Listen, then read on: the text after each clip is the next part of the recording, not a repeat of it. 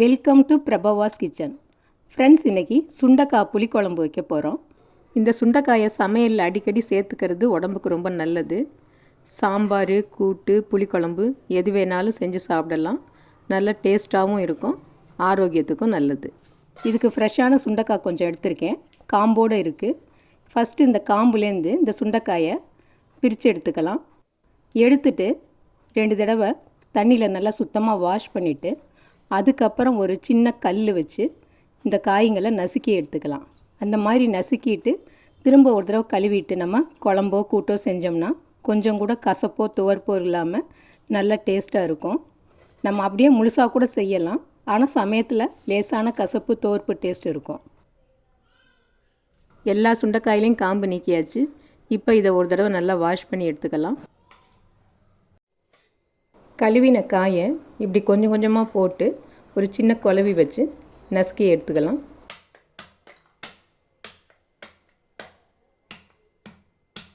ரொம்ப நசுக்கணும்னு அவசியம் இல்லை, லேசாக வெடிக்கிற அளவுக்கு நசுக்கினா போதும்.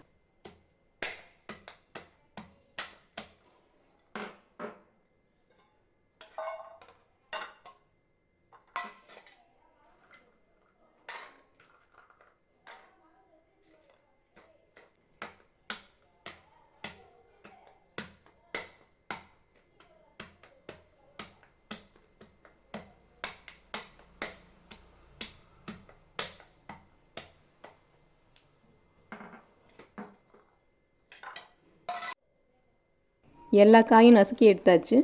இப்போ இதில் கொஞ்சம் நல்ல தண்ணியை ஊற்றி அலசி எடுத்துக்கலாம்.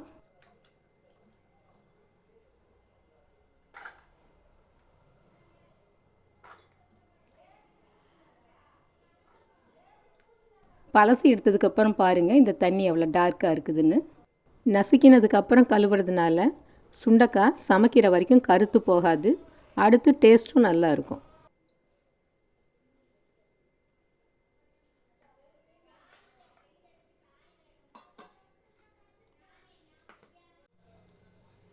இப்போ இதை அப்படியே வச்சுட்டு ஒரு நெல்லிக்காய் சைஸ் அளவு புளியை ஒரு டம்ளர் தண்ணி ஊற்றி ஒரு 20 நிமிஷத்துக்கு ஊற வச்சுக்கலாம்.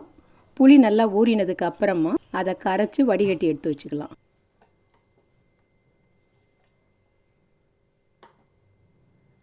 அடுத்து குழம்புல சேர்க்குறதுக்கு ஒரு பெரிய வெங்காயத்தை கட் பண்ணி எடுத்துகிட்டு 7-8 பல் பூண்டு, ஒரு தக்காளி, கொஞ்சம் கருவேப்பிலை எடுத்துக்கலாம். இப்போ இருப்பு சட்டி அல்லது மண் சட்டியை ஸ்டவ்வில் வச்சு ஒரு 3 ஸ்பூன் அளவு எண்ணெய் சேர்த்துக்கலாம்.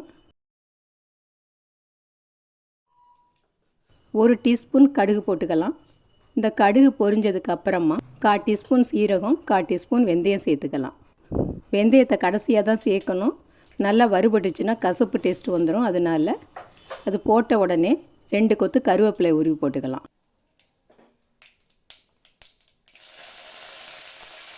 இப்போ கருவேப்பிலை நல்லா பொரிஞ்சிடுச்சு. இப்போ கட் பண்ணி வச்சுருக்கிற வெங்காயம், வெள்ளைப்பூண்டு சேர்த்து நல்லா வதக்கிக்கலாம்.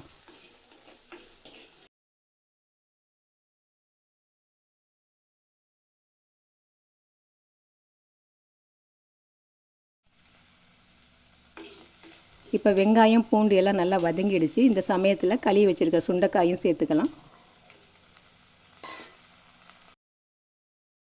இப்போ ஒரே ஒரு தக்காளி கட் பண்ணினது அதையும் சேர்த்து ஒரு 2 நிமிஷத்துக்கு வதக்கிக்கலாம்.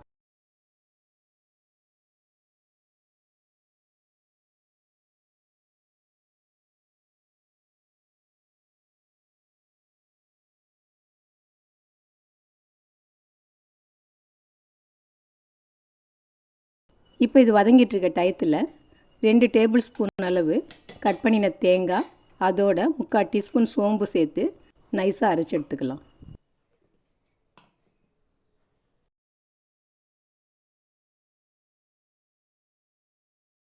இப்போ சுண்டைக்காய் ஓரளவு வதங்கியிருக்கு. இந்த சமயத்தில் 1/4 டீஸ்பூன் மஞ்சள் பொடி சேர்த்துக்கலாம்.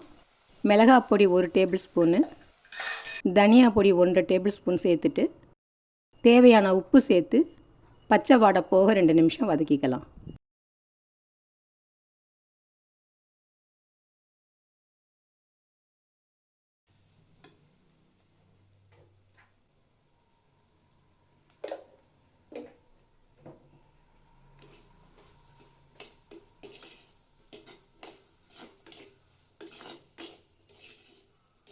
இப்போ பச்சை வாடை போக வதங்கினதுக்கப்புறம் கரைச்சி வச்சுருக்கிற புளி தண்ணியை சேர்த்துக்கலாம்.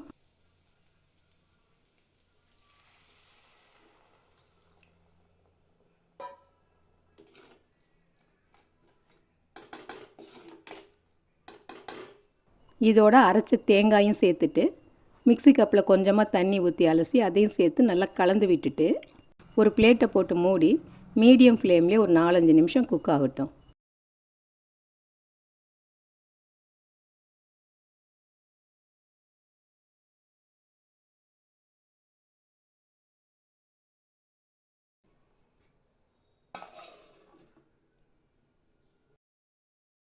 இப்போ சுண்டைக்காய் வெந்து குழம்பு ரெடி ஆகிடுச்சு. இருந்தாலும் இது கொஞ்சம் சுண்டி வந்தால் டேஸ்ட்டு நல்லாயிருக்கும். அதனால் இன்னும் ஒரு 3-4 நிமிஷத்துக்கு மீடியம் ஃப்ளேம்லேயே இருக்கட்டும்.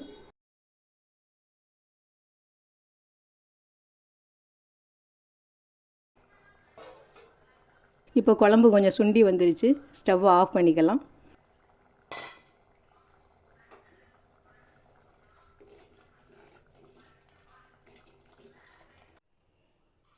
பாருங்கள், டேஸ்டியான சுண்டைக்காய் குழம்பு ரெடி ஆகிடுச்சு. இதை சூடான சாதத்தில் போட்டு சாப்பிட்டோம்னா சைட் டிஷ் எதுவுமே நமக்கு தேவையில்லை. அந்த அளவுக்கு டேஸ்டியாக இருக்கும். கிடுகிடுன்னு சாப்பாடு காலி ஆகிடும்.